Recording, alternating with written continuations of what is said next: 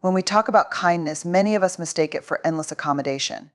We confuse being compassionate with being a doormat. But true compassion isn't about saying yes to everyone, it's about showing up authentically and sometimes saying no with grace and clarity. It's about holding yourself and others accountable in a way that reflects both courage and care. Vulnerability is often misunderstood. Many think of it as a weakness, as exposing oneself to harm or judgment. But in truth, vulnerability is the birthplace of courage, connection, and authenticity. It's not about oversharing or exposing yourself recklessly, it's about showing up as your true self and engaging with the world from a place of honesty. Yet, even as we embrace this powerful aspect of our humanity, there's an essential balance: we must strike boundaries. When we allow ourselves to be vulnerable, we open the door to deeper relationships, meaningful conversations, and profound growth. But without boundaries, vulnerability can become a trap. It's like leaving your front door open to the world. Not everyone who walks through has good intentions. Setting boundaries doesn't mean shutting people out, it means defining what's acceptable and what's not, ensuring that your emotional energy is protected while still allowing meaningful connections to thrive.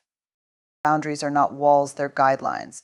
They're the way we teach others how to treat us, and they're rooted in self-respect.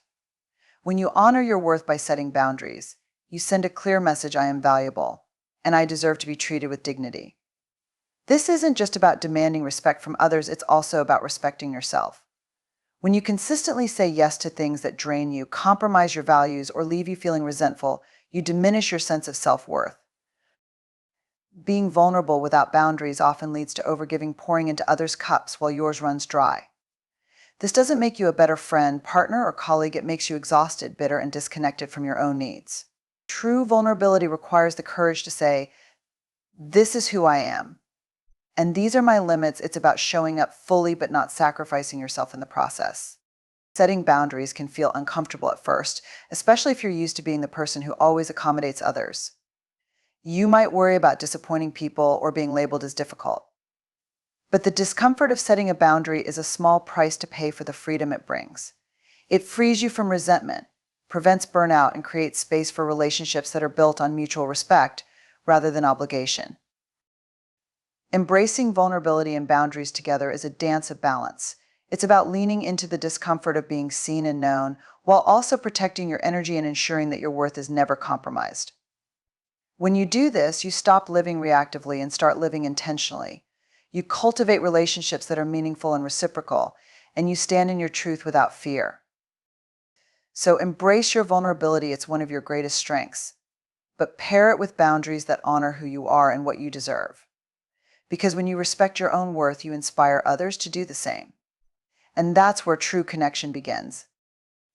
Compassion is often seen as an outward-facing virtue, something we extend to others in moments of empathy, kindness, and care. But true compassion, the kind that is sustainable and meaningful, begins with self-respect. Without it, our efforts to care for others can become hollow, driven by obligation or fear of disapproval, rather than genuine empathy. When we neglect self-respect, we risk losing the balance that allows compassion to flourish. Self-respect is not selfish, it is foundational. It is the acknowledgement of your inherent worth, independent of anyone else's opinions or expectations. When you respect yourself, you create a baseline for how you will be treated by others. You become more discerning about the relationships you invest in and the situations you accept. This is critical because compassion requires energy, and without self-respect, you may find yourself constantly giving to others without replenishing your own reserves. Think of compassion as a well. If you keep drawing water from it without ever refilling it, it will eventually run dry. Self-respect is the act of maintaining that well. It's about setting boundaries that protect your emotional and physical well-being, saying no when necessary, and recognizing that your needs are as valid as anyone else's. When you prioritize self-respect, you create the emotional stability and resilience needed to show up for others authentically. The irony is that neglecting self-respect often leads to a distorted form of compassion, one that is fueled by guilt, insecurity, or the desire to be liked. This isn't real compassion, it's self-sacrifice masquerading as kindness. When you overextend yourself for others without considering your own needs, you might feel resentful or depleted. This undermines the very spirit of compassion, turning what should be a gift into a burden. On the other hand, self-respect allows you to approach compassion from a place of abundance rather than scarcity. When you respect yourself, you're not giving to others because you feel obligated or because you're trying to earn their approval. You're giving because you genuinely care and because you have the capacity to do so. This kind of compassion is more impactful, more authentic, and more sustainable. Cultivating self-respect requires intentionality. It means being honest with yourself about your limits, your values, and your worth. It means making choices that align with who you are and who you want to be, even if those choices are uncomfortable or unpopular. It means recognizing that you cannot pour from an empty cup, and that filling your own cup isn't selfish, it's necessary. When you respect yourself, you set a powerful example for others. You show them that compassion doesn't have to come at the expense of your well-being. You inspire them to honor their own needs, just as you honor yours. In this way, self-respect and compassion are deeply interconnected. By respecting yourself, you create the conditions for compassion to thrive, not just for others, but for yourself as well. And that's where true kindness begins. Courage is often romanticized as grand, dramatic acts of bravery, running into danger, standing up to injustice, or making life-altering decisions. But in our day-to-day lives, courage often looks far quieter. It's in the difficult choices we make, the boundaries we set, and the conversations we have that we'd rather avoid. At its core, courage is about choosing discomfort in the moment to avoid the far greater pain of long-term resentment. When we avoid discomfort, we tend to seek the path of least resistance. We say yes when we want to say no. We stay silent when our hearts are urging us to speak up. We go along with things that don't feel right because confrontation feels too hard. In the short term, this avoidance might seem like the safer choice. It spares us the immediate discomfort of disappointing others, facing conflict, or risking rejection. But over time, these small betrayals of our own needs and values add up. Resentment is the cost of avoiding discomfort. It's the quiet, insidious frustration that grows when you consistently put others' needs ahead of your own. It's the bitterness that takes root when you agree to things that violate your boundaries or when you suppress your truth to maintain a false sense of peace.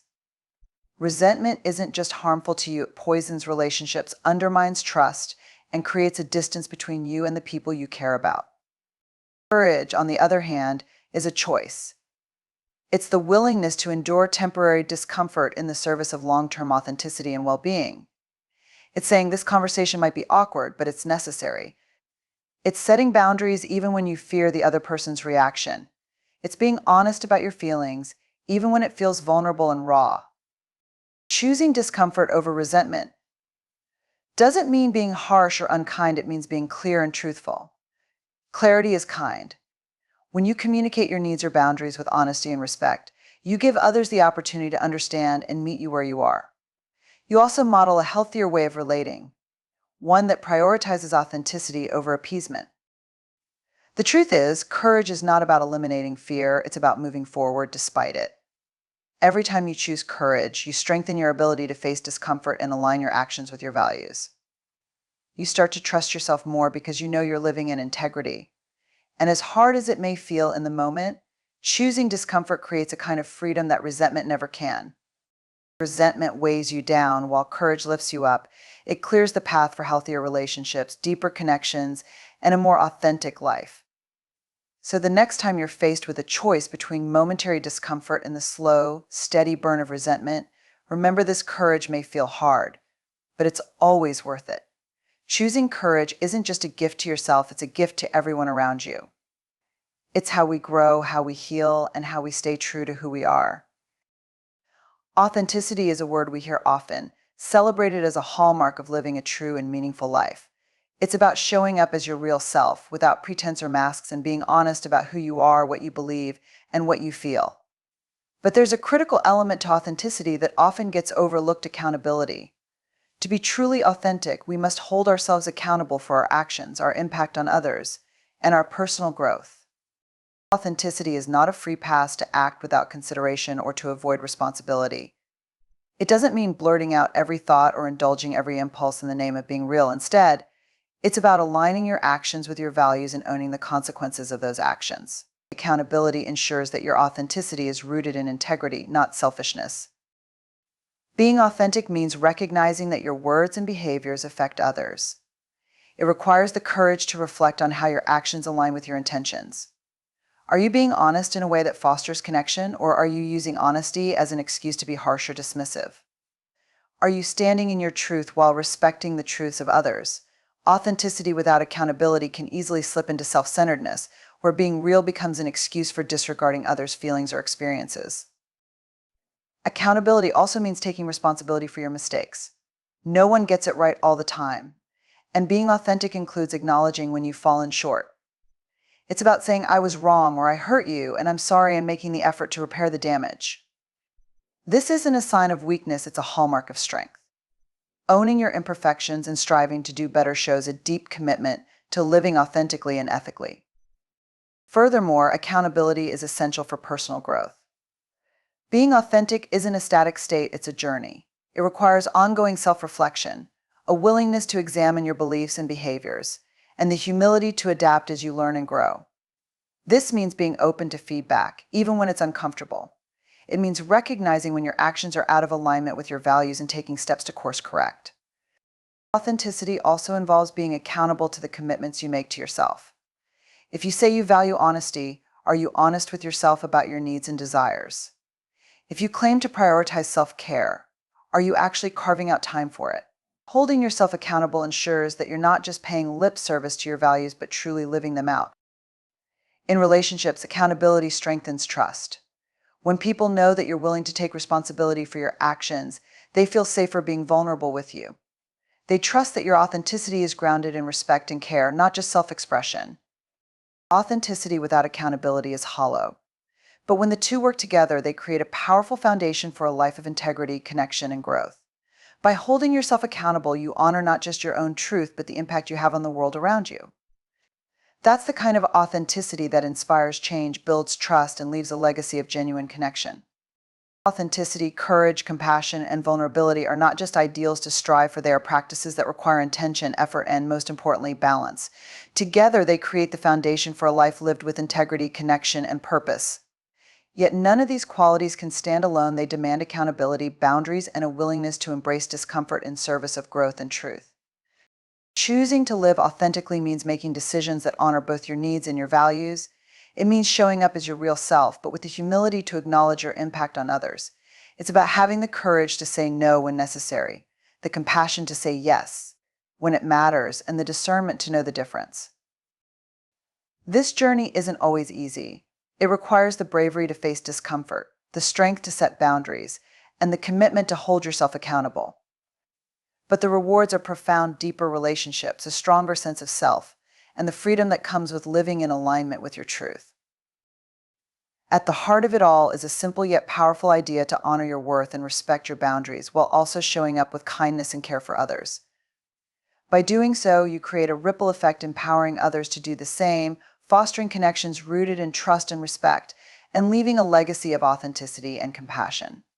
So, embrace the discomfort, own your truth, and live with intention. Because when you live authentically with courage and accountability, you not only transform your own life, you inspire others to step into their fullest, truest selves. And that is how real change begins.